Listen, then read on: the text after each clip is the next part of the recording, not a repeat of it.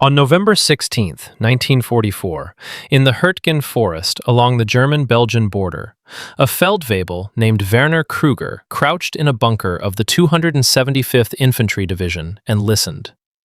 He had been listening to enemies for 3 years. On the Eastern Front, he had learned what the sounds before an attack meant.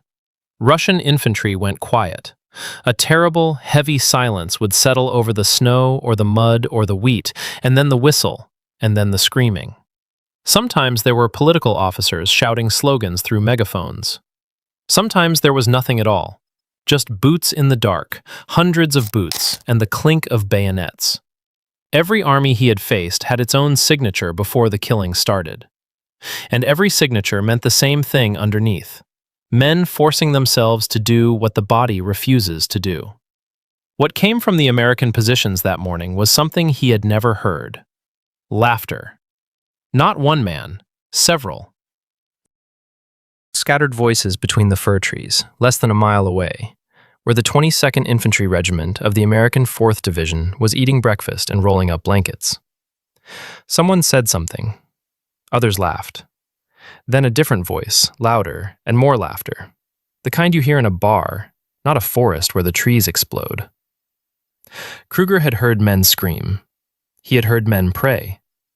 He had heard men sob so quietly that you could only tell by the shaking of their shoulders. He had never heard men laugh before they walked into a place where half of them would not walk out. And it unnerved him in a way that Russian artillery never had. Because artillery, he understood. Silence, he understood. Even the political slogans, he understood what those meant about the men being forced forward at gunpoint. But laughter? Laughter meant something he could not decode. Either these Americans did not know what was about to happen to them, or they knew, and it did not change them. He did not know which possibility was worse. If this story teaches you something about the American soldiers who walked into that forest laughing, a like and a subscription help it reach the people who remember them. What Kruger was hearing that morning was not courage, it was not ignorance, and it was not an accident.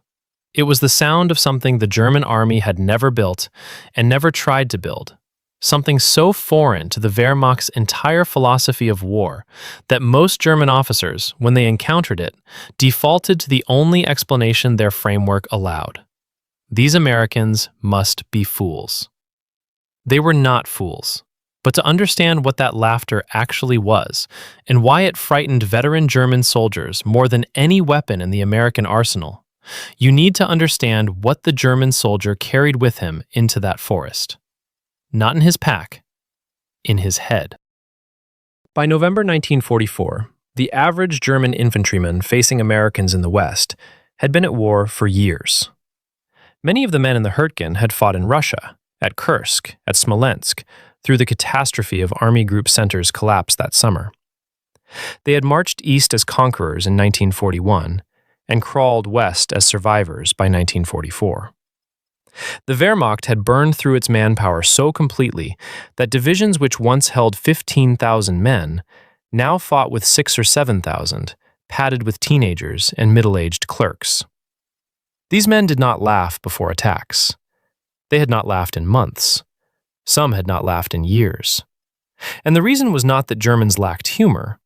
It was that the system they served had, by design, stripped away every reason a soldier might have to feel anything other than duty, obedience, and fear of his own command. Here is a number to hold in your mind, because it will come back later and it will mean more than it does right now. Between 1939 and 1945, the Wehrmacht executed somewhere between 15,000 and 18,000 of its own soldiers for desertion. The United States Army, roughly the same size, executed one.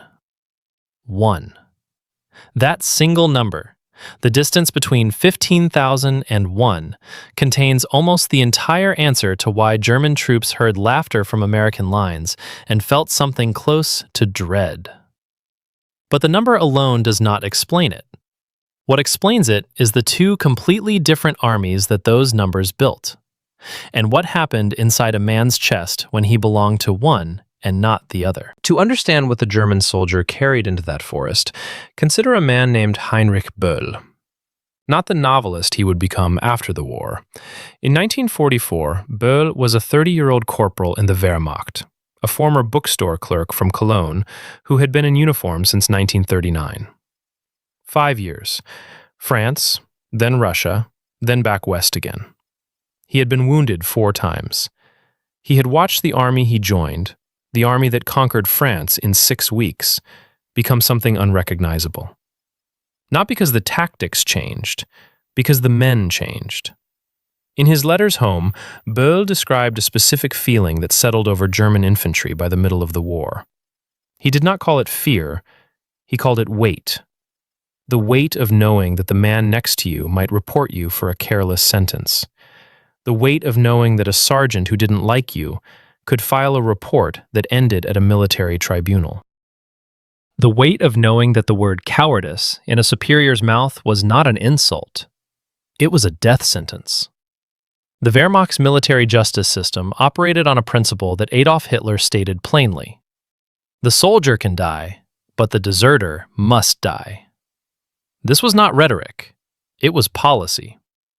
German military courts processed over 440,000 cases by mid-1944 alone. 11,664 of those ended in a death sentence. The charges ranged from desertion to something called Wehrkraftzersetzung, undermining military morale. A man could be executed for saying the war was lost. A man could be executed for encouraging another soldier to surrender. A man could be executed for suggesting, within earshot of the wrong person, that perhaps today was not a good day to die for the fatherland. And this was not a secret. This was the point. Every German soldier knew what happened to men who broke. The executions were announced. In some divisions, the condemned man's unit was required to watch. Remember that number from a moment ago? 15,000 to 18,000 executions. Now consider what that number meant in practice. It meant that on average, the Wehrmacht executed its own men at a rate of roughly 10 per day, every day, for nearly 6 years. 10 men a day, shot or hanged by their own army. By contrast, Imperial Germany in all of World War I had executed fewer than 20.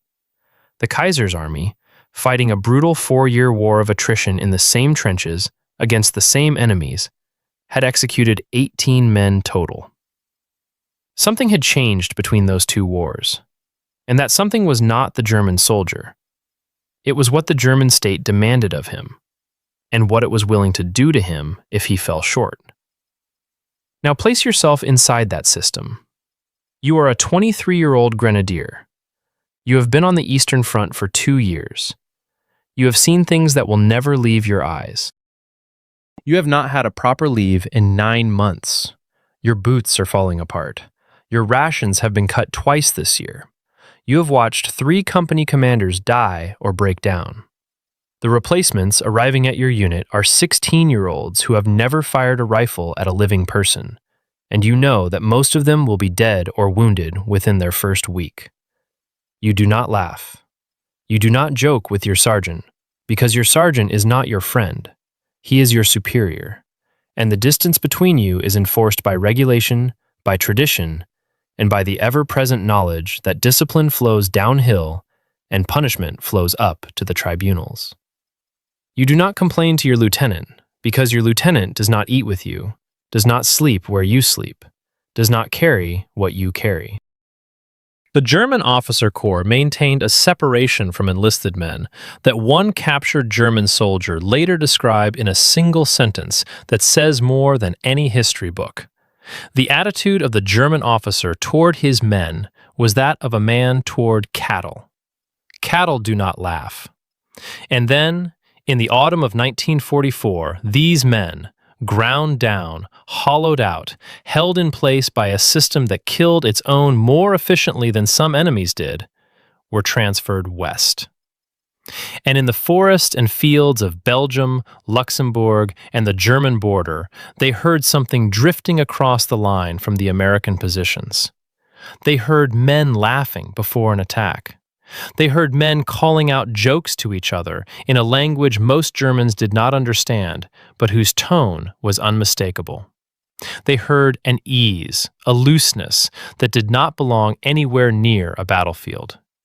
And they heard something else, too, something even more disturbing than the laughter itself. They heard officers laughing with the enlisted men, the same sound, the same pitch, the same easy rhythm, as if the man giving the orders and the man carrying the rifle were somehow the same species. To understand why that sound was so disorienting, you need to see what the American Army looked like from the inside, and specifically, what it looked like to a 22-year-old private from Nebraska who had been a soldier for exactly 11 months and a company commander for exactly 16 hours. The man from Nebraska was not unusual. That was the point. 75% of all officers commissioned in the United States Army during World War II came through a single pipeline, Officer Candidate School. 12 to 17 weeks. The men who entered OCS were not aristocrats, not military families, not graduates of elite academies. They were enlisted men, privates and corporals who had scored well on aptitude tests and shown something in training that a sergeant noticed. A clerk from Omaha, a high school teacher from Georgia, a car mechanic from the Bronx. They went in as enlisted and came out as second lieutenants, and the men they were assigned to lead knew it. Because 6 months ago, that lieutenant had been sleeping in the same barracks and eating from the same mess kit. The Germans had a word for this. They called it a weakness. A captured German officer, interrogated after the Normandy campaign, said it plainly. American troops lack the snap and precision of the German soldier.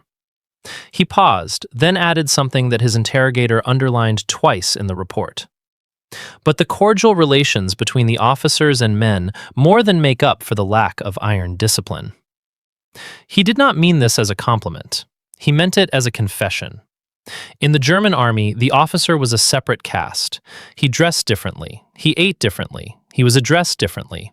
He had access to leave, to supplies, to information that the enlisted man did not.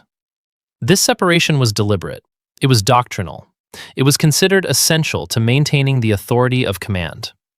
A German officer who ate with his men, who joked with his men, who allowed his men to address him with anything resembling familiarity, that officer was failing. He was undermining the structure that held the army together. In the American army, that officer was succeeding.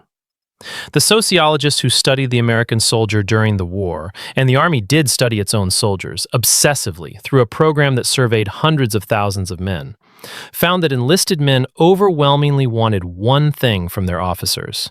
Not brilliance, not bravery. They wanted the officer to be what they called a regular guy with the boys. They wanted him to share the danger, share the cold, share the terrible coffee that tasted like it had been brewed in a helmet. They wanted, in other words, to know that the man ordering them to cross a river under fire was not sending them, he was going with them. And when an officer did that, when a lieutenant from OCS squatted in the same freezing foxhole and made the same bitter joke about the same terrible rations, something happened that no German manual accounted for. The men did not lose respect for the officer. They gained something far more dangerous than respect. They gained trust. And trust, in a foxhole, sounds like laughter. Hold that thought, because the relationship between an American lieutenant and his riflemen was only one thread in a much larger weave. The laughter that German soldiers heard from American lines was not produced by any single cause. It was the output of an entire system. A system so different from the Wehrmacht's that the two armies might as well have been fighting from different centuries. Here is a detail that most people have never heard, and it will change the way you understand the American soldier in Europe. By 1945, the United States Army was manufacturing 80 million gallons of ice cream per year for its troops. Not in factories back in Kansas, on the front lines. The Quartermaster Corps built miniature ice cream plants just behind the combat zone and delivered half-pint cartons to foxholes. 3 flavors, minimum: chocolate, vanilla, strawberry. Marines in the Pacific had rigged a different method. They strapped buckets of cream mixture to the exteriors of bombers flying at 30,000 feet, and the sub-zero temperatures at altitude did the rest. By the time the plane landed, the crew had ice cream. This was not a frivolity. This was doctrine. The American military had concluded, through research, through surveys, through the hard mathematics of combat effectiveness, that a soldier who felt like a human being fought better than a soldier who felt like a tool. A hot meal, a cold dessert, a letter from home delivered on schedule, a newspaper with cartoons that mocked the very generals giving the orders. These were not luxuries. They were force multipliers. Every calorie, every small comfort, every moment that reminded a man of the world he came from was an investment in the minutes that mattered most. The minutes when someone asked him to stand up and walk toward a machine gun. The Germans had a very different theory. And what happened when those two theories collided in the Ardennes in December of 1944 produced one of the most quietly devastating contrasts of the entire war. On December 16, 1944, 200,000 German soldiers launched Operation Watch on the Rhine through the Ardennes forest. It was the largest German offensive in the West since 1940. Hitler had assembled his best remaining forces, panzer divisions, Fallschirmjäger, Volksgrenadier units filled with teenagers and old men stiffened by a handful of Eastern Front veterans. They attacked before dawn in freezing fog along an 89-mile front held by 4 American divisions, 2 of which had never seen combat, and 2 of which were shattered remnants from the Hurtgen forest. The German commanders had told their men what to expect. The Americans in the Ardennes were green, soft, undisciplined. Nazi propaganda had described the typical Amerikaner as a gum-chewing half-breed with no stomach for real war. The paratroopers read their sealed orders by torchlight in the snow. Your hour has come. Strong attack armies have started against the Anglo-Americans. What they expected to find when they overran American positions in the first hours was terror, panic, the behavior of an army that breaks. What many of them actually found in those first chaotic days was something else entirely. They found food. German assault troops storming into abandoned American bivouacs and supply points did what starving men do. They stopped attacking and started eating. They tore open crates of rations, chocolate bars, canned meat, white bread, cigarettes by the carton. Some units lost their momentum entirely because soldiers would not leave the captured supplies behind. Officers screamed at men to keep moving. The men kept eating. And then a strange thing happened. German soldiers who had been surviving on reduced rations, black bread, thin soup, the occasional piece of hard candy from a pink supplemental bag, consumed American food so rich, so dense with calories and fat that their bodies could not process it. They collapsed. Not from wounds, not from exhaustion, from food. Their stomachs, shrunken by years of deprivation, revolted against the abundance. This was not a footnote. This was a strategic problem. German commanders reported that captured American supply dumps were actively slowing their advance because hungry soldiers could not be forced past them. The offensive that was supposed to split the Allied line and seize Antwerp was being delayed, in part, by the physical evidence of what the American army fed its men on an ordinary Tuesday. Now hold that image, German soldiers passing out from American leftovers, and place it next to the sound of laughter from American lines before an attack, because they are the same story. The laughter and the food came from the same source. They were both outputs of a system that had made a decision no German planner would have understood. The decision was this: the soldier is not a consumable. He is not ammunition. He is a man with a hometown and a mother's name and a preference for chocolate over strawberry. And if you want him to do the extraordinary thing, if you want him to get up out of a hole in the ground and walk toward people who are trying to kill him, then you do not beat him into it. You do not threaten him with a firing squad. You give him every possible reason to believe that the system behind him is working, that someone above him gives a damn whether he lives, and that the world he left behind is still there, waiting. And when a soldier believes that, truly believes it, in his bones, not because a political officer told him to, but because the evidence is in his mess kit and in the way his lieutenant talks to him, something happens to fear. It does not go away. Fear never goes away. But it loses its monopoly. There is room beside the fear for something else, for a joke, for a laugh. For the private from Brooklyn who tells the private from Oklahoma that this foxhole smells worse than the subway, and the private from Oklahoma who answers that he has never been on a subway, but if it smells like this, he never wants to. And the sergeant who tells them both to shut up, but is grinning when he says it. That grin was the thing the German army could not produce. Not because German sergeants were incapable of grinning, but because the system those sergeants served had decided, decades earlier, that the grin was unnecessary, that discipline was sufficient, that fear of punishment would do the work that trust could not. And for a time, that system had been devastatingly effective. The Wehrmacht of 1940 and 41 had conquered most of Europe with iron discipline, brilliant tactics, and soldiers who obeyed because the consequences of disobedience were absolute. But by 1944, the iron had become brittle, and the army that had laughed its way across France after Normandy was about to demonstrate in the frozen forests of the Ardennes exactly what happens when brittle meets flexible. In January 1945, near the village of Holzheim in Belgium, a first sergeant named Leonard Funk found out what happens when laughter meets a loaded gun. Funk was 28 years old, from Braddock Township, Pennsylvania, a factory town east of Pittsburgh where the air tasted like steel. He had been in the army since before Pearl Harbor, had jumped into Normandy on D-Day, had fought through Holland during Market Garden, and had not lost a single man under his command in either campaign. He was small, wiry, and possessed a quality that every man in his company knew about and no field manual could explain. Leonard Funk laughed. He laughed when things were bad. He laughed when things were worse.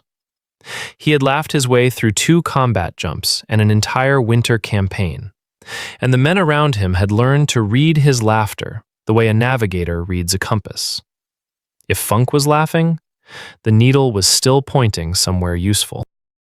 In the Ardennes, Funk's company of the 508th Parachute Infantry Regiment was ordered to clear Holzheim as part of the counteroffensive to blunt the German breakthrough. After an exhausting 15-mile march through heavy snow, the company commander became a casualty, and Funk took command. They fought into the village. They captured approximately 80 German soldiers. Funk left 4 of his men to guard the prisoners and moved forward with the rest to continue the attack. When he came back, the situation had reversed. The 80 Germans had overwhelmed the 4 guards, seized their weapons, and were standing in a tight-armed cluster with American rifles pointed outward. A German soldier stepped forward, pressed a pistol into Funk's stomach, and began shouting orders in German. "Surrender! Drop your weapon! It is over!" What Funk did next became one of the most documented moments of individual combat in the entire war. He started laughing. Not a nervous giggle, not a bluff. A full, open laugh, loud enough that the Germans closest to him flinched. The soldier with the pistol screamed louder. Funk did not speak German. He did not understand a word. He just kept laughing, as if the entire situation, 80 armed men surrounding one man with a submachine gun, was the funniest thing he had seen all week. And as the German with the pistol lost his composure, because laughter is the one human sound that has no counter in a military manual, Funk slowly unslung his Thompson, as if he were about to hand it over. Then he emptied the magazine. 21 Germans dead, 24 wounded.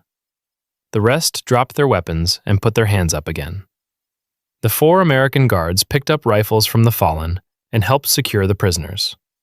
The entire engagement lasted seconds. Funk looked at the carnage and said one sentence. That was the stupidest thing I have ever seen. The Department of the Army gave him the Medal of Honor. Not because he killed 21 men, because his action and his laughter prevented the freed German prisoners from hitting his company from behind, which would have endangered the entire attack plan. But here is the detail that matters more than the medal. The Germans in that farmyard had seen everything the war had to offer. They had fought in Russia. They had survived Allied bombing. They had just pulled off an armed escape from captivity. And the thing that broke their nerve, the thing that made a trained soldier with a pistol hesitate just long enough, was a sound they had no framework to interpret. A man laughing while a gun was pressed into his body. Think about what that laughter communicated. Not words, not tactics, something below language. It said, I am not controlled by this moment. I have something inside me that you cannot reach. And whatever that something is, it makes me more dangerous, not less. Now widen the lens, because Leonard Funk was not unique. He was, in a sense, a concentrated dose of what the entire American army was doing to German nerves across the Western Front. The laughter before attacks, the jokes in foxholes, the casual profanity between officers and men. Every instance carried the same unspoken message, and every German veteran who heard it felt the same instinctive unease. These men are not afraid of what should terrify them. Or, if they are afraid, they have something we do not, something that lets them carry the fear without being crushed by it. The Germans were right. The Americans did have something. And to understand what it was, you need to meet the man who drew it, published it in the Army's own newspaper, and infuriated the most famous general in Europe by doing so. His name was Bill Mauldin, and he was 23 years old. Mauldin had enlisted in 1940, before the country was at war, and trained as a rifleman with K Company, 180th Infantry Regiment, 45th Division. He was not an observer who drew soldiers. He was a soldier who drew. He had slept in the mud, eaten from the same cans, and in September 1943, a German mortar round hit near a machine gun crew he was visiting in Italy and put shrapnel in his shoulder. He earned a Purple Heart and the right to draw whatever he wanted. What he drew was the truth. Two characters, Willie and Joe. Unshaven, hollow-eyed, caked in mud, slouching in foxholes and ruined doorways across Italy and France. They never stood at attention. They never saluted with precision. They looked exactly like what they were, men who had been at war too long, who were cold and tired and sick of it, and who survived by converting misery into something they could laugh at. Willie and Joe mocked everything. They mocked the supply system, they mocked the military police, they mocked officers who were clean when the infantry was filthy. One cartoon showed the two of them in a battered Jeep approaching a road sign for Patton's 3rd Army area, listing fines for entering without a helmet, without a shave, without a tie. Willie says to Joe, "Radio the old man, we will be late on account of a 1,000-mile detour." Millions of soldiers read these cartoons in Stars and Stripes, the Army's own daily newspaper, the largest circulation daily in the world during the war. And here is the fact that a German officer would have found incomprehensible. The Army published them voluntarily. The United States Army printed, distributed, and endorsed cartoons that openly ridiculed its own officers, its own regulations, its own systems, and delivered them to the front lines where men were dying. In the Wehrmacht, a cartoon mocking a general would have ended at a military tribunal. The artist would have faced charges of Wehrkraftzersetzung, undermining military morale. The punishment was death. In the American Army, the artist won the Pulitzer Prize at age 23.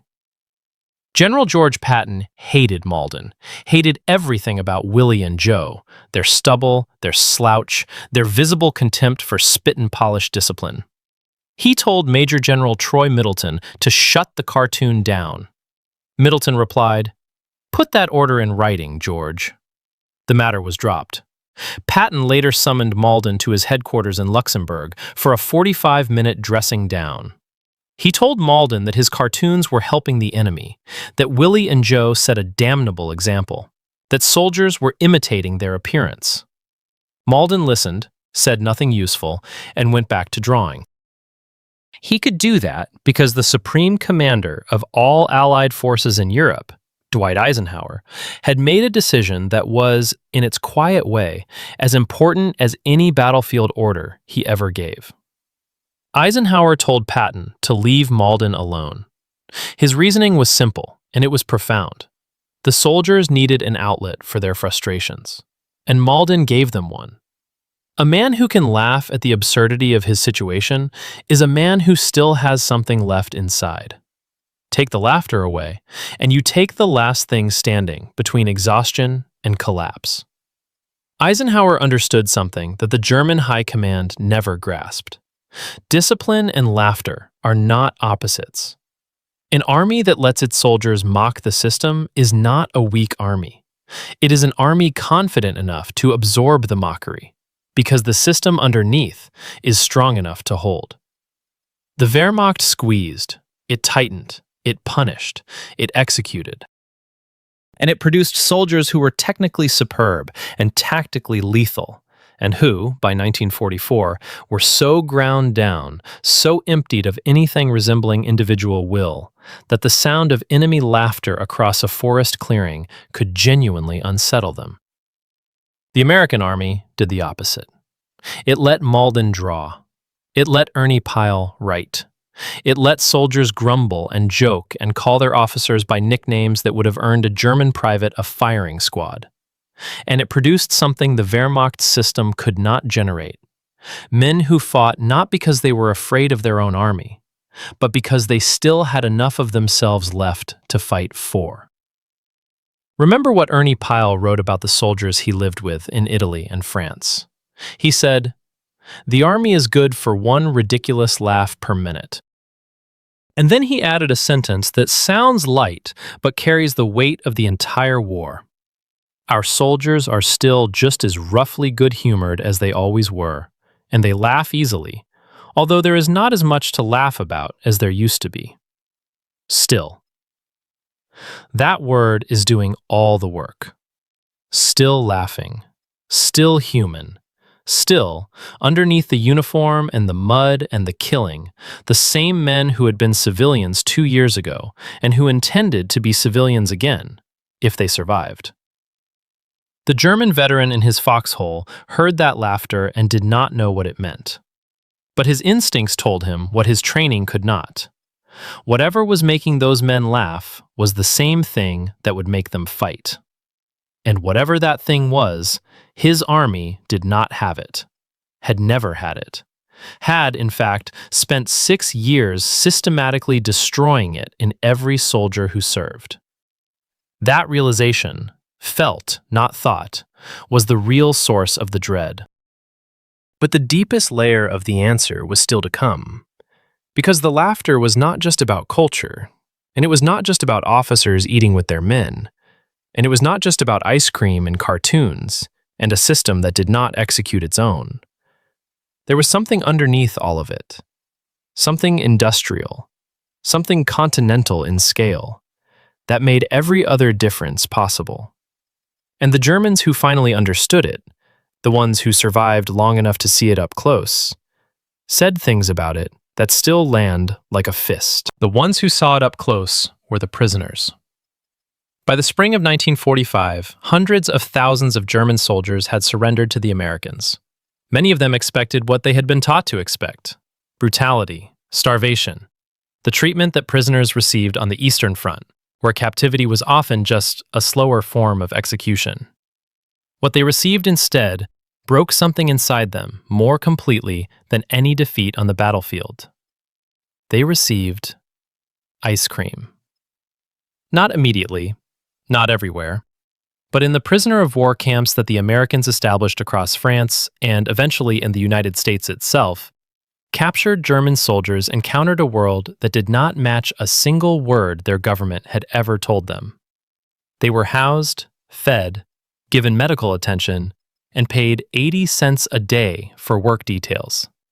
The food was so abundant that German prisoners in American camps gained an average of 25 pounds over 3 years. They ate meat. They drank milk, real milk, not the powdered substitute that had been rationed in Germany since 1939. They were offered Coca-Cola at 5 cents a bottle, with no limit. Chocolate bars, which in Germany were available only to the elite and cost a day's wages, were sold in the camp commissary for a dime and came in varieties made by 5 different companies. One detail in particular circulated among the prisoners and eventually made its way back to Germany through letters that censors allowed to pass. It was a detail about milk. In the American camps, milk that had been left unrefrigerated for slightly too long was thrown away. Not redistributed, not diluted, thrown away.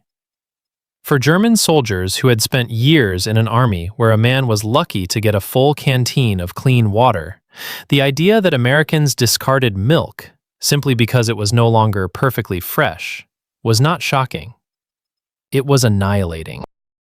It meant that everything they had been told about American weakness, American decadence, American inability to sustain a real war was not just wrong, it was inverted. The decadence was not a sign of softness, it was a sign of a productive capacity so vast, so incomprehensibly deep, that the Americans could afford to waste what Germans could not afford to have. And this was the moment when the laughter finally made sense. A German prisoner working on an American farm in Iowa or Texas or Alabama would eat lunch alongside the farmer and his family. He would sit at the same table. He would be served the same food. And sometimes, around that table, people would laugh. The farmer's wife would say something, and the farmer would laugh. And the prisoner of war, the man who had been trying to kill these people's sons 6 months ago, would be sitting in the middle of a laughter he recognized. It was the same laughter he had heard from across the line. And now he understood what it meant. It was not bravado. It was not ignorance. It was not a coping mechanism, although it was that too. It was the sound of a society that had not been broken. A society where a farmer's table and a foxhole were connected by the same invisible thread. A thread of abundance, of confidence, of a system that produced so much, so efficiently, that it could send ice cream to the front lines and still have enough left over to throw away milk that was 1 day old.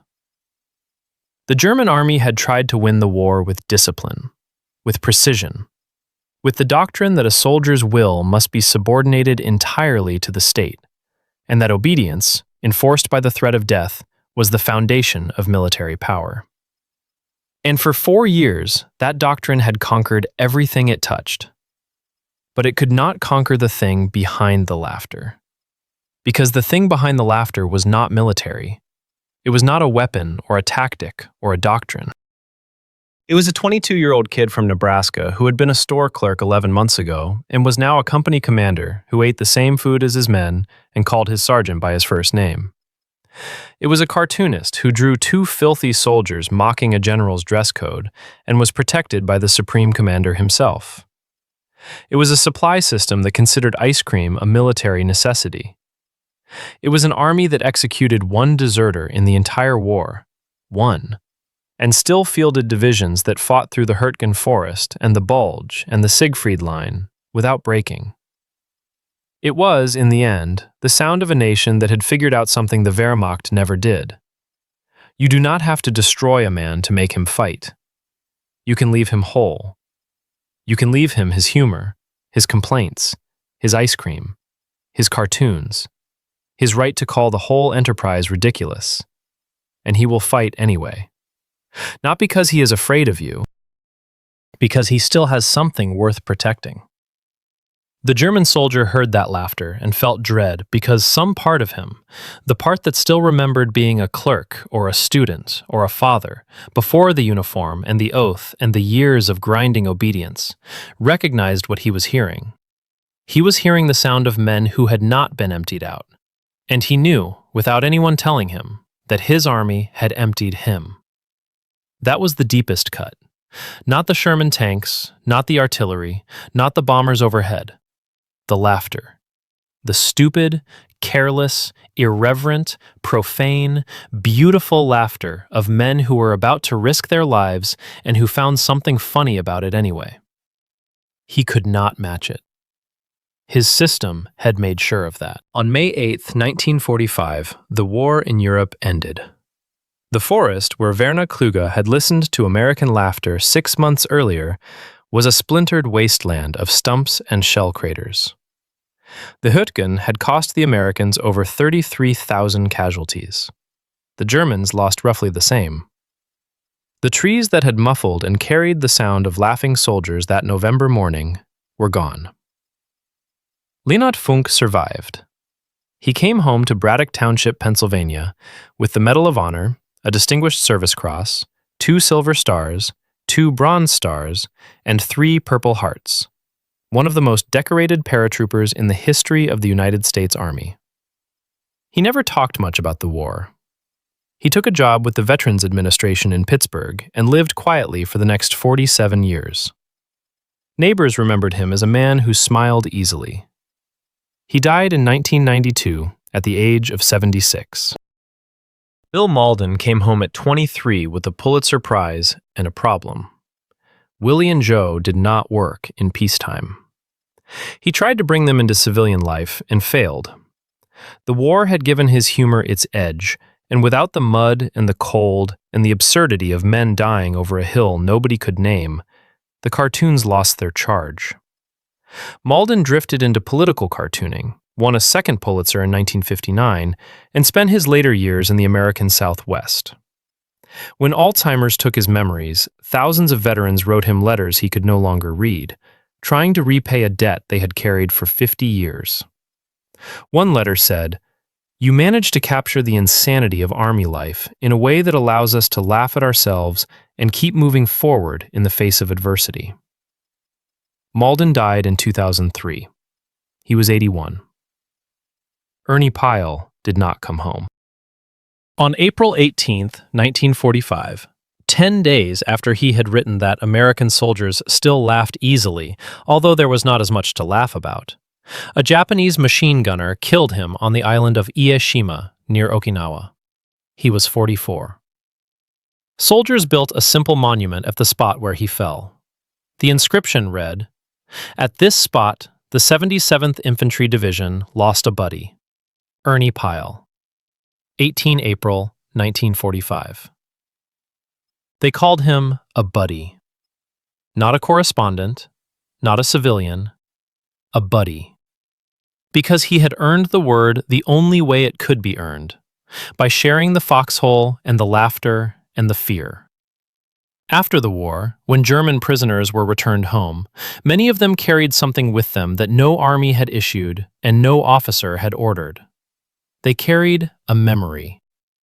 The memory of sitting at an American table, eating American food, hearing American laughter, and understanding, for the first time, what they had been fighting against. Not a flag, not an ideology, a way of being. A system that treated its soldiers like men and its prisoners like human beings, and its milk like something that could be thrown away if it wasn't perfect. Some of those returning prisoners helped build West Germany's new army, the Bundeswehr, in 1955. And the Bundeswehr adopted a principle that the Wehrmacht had never recognized. They called it innere Führung, inner leadership. It meant that the soldier was not a tool. He was a citizen in uniform, with rights, with dignity, with the freedom to question an order he believed was wrong. The Bundeswehr did not execute deserters. It did not punish complaints. It did not require the distance between officer and enlisted man that had once been considered the foundation of German military power. It took a world war, 12 million military dead, and the sound of laughter from an army of store clerks and car mechanics and farm boys from Nebraska to teach the lesson. The lesson was simple. You can build an army on fear, and it will conquer. But when the conquering stops and the losing starts, fear has nothing left to give. It spent itself on obedience, and forgot to leave room for the thing that keeps a man standing when every reason to stand has been taken away. The Americans had a word for that thing. They had a lot of words for it, actually, most of them unprintable.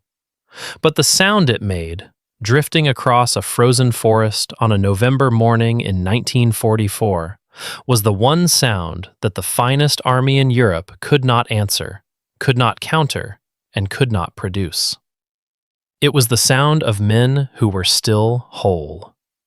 And that is why it was terrifying. Thank you for spending this time with these men and their story. If this video helped you see something about the war you had not considered before, a like genuinely helps. It tells the algorithm that this kind of history matters, and it puts this story in front of people who are looking for exactly this. Subscribe and hit the bell if you want to be here when the next one drops. I would love to know, where are you watching from tonight? And I have to ask, did anyone in your family serve in the Second World War? A father, a grandfather, an uncle? Tell me about them in the comments. Every name you share keeps a memory alive that deserves to be remembered. Thank you. Truly.